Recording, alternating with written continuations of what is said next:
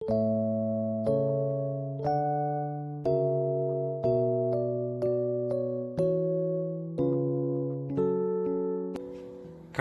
karunia dan damai sejahtera dari Allah Bapa kita dan dari Tuhan Yesus Kristus menyertai kamu. Amin. Saudara-saudara yang dikasihi Tuhan, mari kita dengarkan firman Tuhan untuk minggu ketiga setelah Trinitatis yang tertulis dari kitab Galatia 6 ayat 1 sampai yang ke-10. Demikianlah bunyinya. Saudara-saudara, kalaupun seorang kedapatan melakukan suatu pelanggaran, maka kamu yang rohani harus memimpin orang itu ke jalan yang benar dalam roh lemah lembut, sambil menjaga dirimu sendiri, supaya kamu juga jangan kena pencobaan. Bertolong-tolonganlah menanggung bebanmu, demikianlah kamu memenuhi hukum Kristus. Sebab kalau seorang menyangka bahwa ia berarti, padahal ia sama sekali tidak berarti, ia menipu dirinya sendiri. Baiklah tiap-tiap orang menguji pekerjaannya sendiri, maka ia boleh bermegah melihat keadaannya sendiri, dan bukan melihat keadaan orang lain.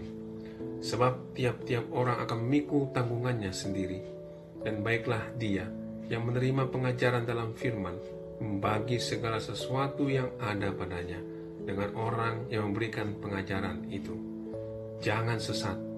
Allah tidak membiarkan dirinya dipermainkan, karena apa yang ditabur orang, itu juga yang akan dituainya. Sebab barang siapa menabur dalam dagingnya, ia akan menuai kebinasaan dari dagingnya. Tetapi barang siapa menabur dalam roh, ia akan menuai hidup yang kekal dari roh itu. Janganlah kita jemu-jemu berbuat baik, karena apabila sudah datang waktunya, kita akan menuai jika kita tidak menjadi lemah. Karena itu, selama masih ada kesempatan bagi kita, marilah kita berbuat baik kepada semua orang, tetapi terutama kepada kawan-kawan kita seiman. Demikian firman Tuhan. Saudara yang dikasihi Tuhan, Bapak Ibu, saya teringat ketika Bapak Presiden Joko Widodo berpidato di acara rapat kerja salah satu partai politik pada tahun 2017 yang lalu. Beliau mengatakan bahwa demokrasi kita sudah kebablasan. Beliau mengatakan demokrasi yang kebablasan itu membuka peluang ekstrim seperti radikalisme, fundamentalisme, terorisme, serta ajaran-ajaran yang bertentangan dengan ideologi Pancasila. Bapak Jokowi hendak mengatakan bahwa meskipun bangsa kita sudah merdeka atau negara kita adalah negara demokrasi, namun harus mampu menjaga etika dan moralitas sehingga bangsa kita dapat bersatu, sehingga tercipta suatu kerukunan dan kedamaian. Bapak Ibu Saudara yang dikasihi Tuhan, surat Galatia 6 ayat 1 sampai 10 ini ditulis oleh Rasul Paulus kira-kira antara tahun 49 sampai 55 Masehi, yang kemungkinan ditulis di Antioquia atau di Efesus dengan tujuan untuk mengingatkan jemaat Galatia bahwa keselamatan merupakan karunia yang diberikan berdasarkan kemurahan yang bergantung pada iman kepada Yesus Kristus. Menurut Paulus, kebebasan atau keselamatan yang sudah diberikan oleh Yesus Kristus bukanlah merupakan surat izin untuk melakukan apapun yang menyebabkan dosa. Tetapi Paulus hendak menyampaikan bahwa orang-orang yang telah memperoleh keselamatan melalui iman pada Yesus Kristus, hidupnya akan dibimbing oleh Roh Kudus dan akan terlihat di dalam kehidupan sehari-hari, yaitu sikap untuk saling membantu satu dengan yang lain. Saudara yang dikasihi Tuhan, melalui perikop kita saat ini, yaitu Galatia 6 ayat 1 sampai 10, Rasul Paulus hendak sampaikan kepada kita ada beberapa hal yang bisa menjadi renungan kita saat ini. Pesan pertama untuk kita adalah bertolong-tolonganlah menanggung beban sesamamu, dengan demikian kita memenuhi hukum Kristus. Bapak Ibu Saudara yang dikasihi Tuhan, dalam ilmu psikologi, seorang yang memiliki jiwa yang sehat atau mental yang sehat akan terlihat dari sikapnya, yaitu mampu menerima kekurangan dan kelemahan diri sendiri, dan juga mampu menerima kekurangan dan kelemahan orang lain. Orang yang memiliki jiwa dan mental yang sehat tidak akan terjebak untuk selalu melihat kesalahan dan kelemahan diri sendiri dan orang lain. Justru, ia akan mampu menjadikan kelemahan atau kekurangan itu sebagai kekuatan. Hal yang sama yang juga ingin disampaikan oleh Rasul Paulus, bahwa orang yang memiliki spiritualitas yang tinggi atau orang yang memiliki kehidupan rohani yang sehat, maka akan terlihat dari sikapnya, yaitu mampu menerima kelemahan dan kekurangan orang lain, sehingga ia dapat menolong orang lain keluar dari kesulitannya, dan bukan menghakimi dan menghukumi pelanggar yang sudah dibuat orang lain. Dalam Galatia 6 ayat yang pertama dan yang kedua dikatakan, "Saudara-saudara, kalaupun seorang kedapatan melakukan sesuatu pelanggaran, maka kamu yang rohani harus memimpin orang itu ke jalan yang benar dalam roh lemah lembut, sambil menjaga dirimu sendiri, supaya kamu juga jangan kena pencobaan. Bertolong-tolonganlah menanggung bebanmu, demikianlah kamu memenuhi hukum Kristus." Ayat ini sangat jelas ingin menyampaikan bahwa jika ada orang lain yang kesulitan dan kesusahan, bahkan melakukan pelanggaran atau kesalahan, kita yang sehat rohaninya dan yang tinggi spiritualitasnya haruslah membantu mereka untuk keluar dari kesulitan itu, sehingga mereka dapat kembali hidup normal dan bahagia dan dapat kembali ke jalan Tuhan. Saudara, apakah ada dari antara anak-anak kita saat ini yang sedang jatuh dalam pergaulan yang salah, atau sedang terperosok pada lumpur dosa dan kejahatan? Atau adakah kita melihat saat ini ada anggota jemaat yang dulunya aktif beribadah, kini tidak lagi aktif beribadah? Apakah ada kita melihat ada keluarga kita yang telah melakukan kesalahan dan dosa terhadap kita? Fungsi gereja hadir di tengah-tengah dunia ini adalah mengajak, membina, membimbing, meluruskan, sehingga orang-orang jahat dan yang melakukan pelanggaran dapat mengetahui dosa dan pelanggarannya, sehingga ia kembali ke jalan Tuhan. Sebagai orang percaya dan sebagai orang yang beriman, maka tugas kita adalah mengajak, membina, membimbing, dan meluruskan orang-orang yang tergelincir kepada kesalahan dan dosa dengan kelemah lembutan. Tugas kita bukanlah untuk menghakimi dan menghukumi, namun menolong orang lain keluar dari beban yang berat, sebab dengan saling menolong kita telah memenuhi hukum Kristus. Pesan yang kedua yang ingin disampaikan Rasul Paulus bagi kita, janganlah kita jemu-jemu untuk berbuat baik, sebab apa yang kita tabur, maka itulah yang akan kita tuai. Bapak, Ibu, Saudara yang dikasihi Tuhan, saya suka mendengar ketika di dalam gereja akan ada kegiatan atau pesta-pesta besar yang membutuhkan tenaga dan kemampuan jemaat. Lalu di tengah-tengah rapat tersebut ada yang mengatakan, "Unang mate-mate na buljuk." Jangan hanya itu-itu saja orangnya.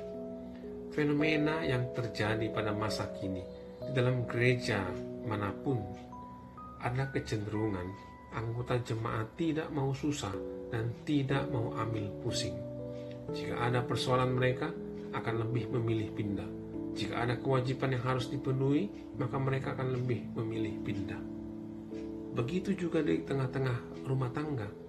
Ada pasangan suami istri yang karena ada masalah dan persoalan, akhirnya mereka lebih memilih untuk berpisah atau bercerai. Mereka tidak mau ambil pusing. Di tengah-tengah kehidupan Kristen juga demikian. Ada orang yang tidak mau ambil pusing dan tidak mau susah jika ada melihat orang yang membutuhkan. Jika ada orang yang susah maupun jika ada kejahatan-kejahatan yang mereka lihat, seolah-olah tidak ada yang terjadi. Mereka tidak peduli dengan apa yang terjadi di sekitarnya.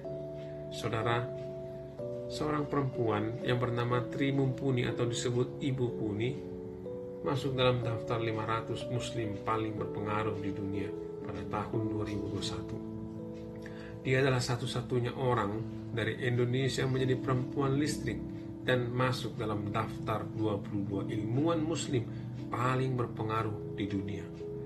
Berkat kegigihannya, ia banyak dianugerahi berbagai penghargaan dunia, bahkan pernah dipuji oleh Presiden Amerika Serikat Barack Obama tahun 2010 silam.